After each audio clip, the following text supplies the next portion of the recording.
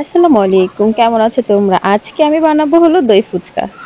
দিন ধরে বলতেছে মা আমাকে একটু দই ফুচকা খাওয়া, দই ফুচকা খাওয়া। ভাবলাম ঘরে যেহেতু সবকিছু আছে তাহলে ওকে বানায় দিই। তখনই দেখি আমার ননদ চলে আসছে। ওকে বললাম আজকে আমরা দই ফুচকা বানাবো, বলে কি তাহলে বানান। ও বলে আমারও দই ফুচকা খুব ভালো লাগে। সবকিছু আগে থেকে রেডি করে নিছি। এর মধ্যে ফুচকাটাও ভেজে নিলাম। এখন রেডি করে সবকিছু এখন মাখাবো।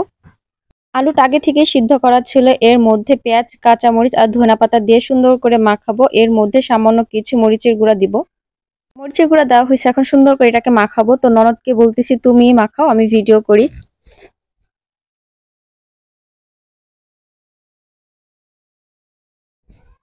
ভর্তাটা সুন্দর করে মাখানো হয়েছে, এখন ফুচকাগুলো ভেঙে এর মধ্যে আলু ভর্তাটা দিয়ে দিব।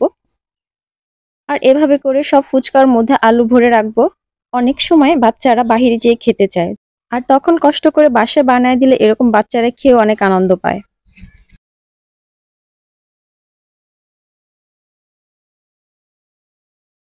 আর এভাবে করে ফুচকার মধ্যে আলু দেওয়া হয়েছে। এর উপরে এর মধ্যে দিয়ে দিব হলো দই।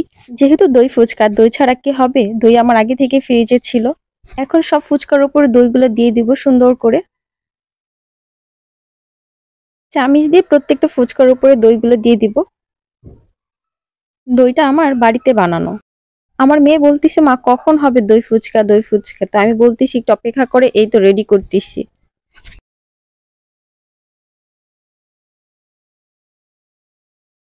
দই দেওয়ার পর এর উপরে সামান্য কিছু শুকনা মরিচের গুঁড়া ছিটায় দিব।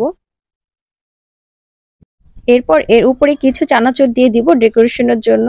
আর এরপর এর মধ্যে দিয়ে দিব হলো পুদিনা পাতা। এটা হলো আমার গাছের পুদিনা পাতা। তো আমি ডেকোরেশনের জন্য যাতে সুন্দর দেখা যায় এই জন্য একটা একটা করে পুদিনা পাতা উপরে দিয়ে দিচ্ছি।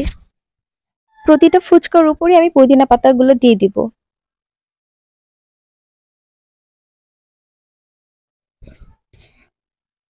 দেখো মাশাআল্লাহ, দেখতে কত সুন্দর লাগতেছে। আমার কাছে সত্যি অনেক ভালো লাগতেছে, খাওয়ার চেয়ে দেখতে অনেক ভালো লাগতেছে। এবার সবাই আমরা একটা একটা করে নিব আর খেয়ে দেখবো এই ফার্স্ট দই ফুচকা খেতে কেমন লাগে।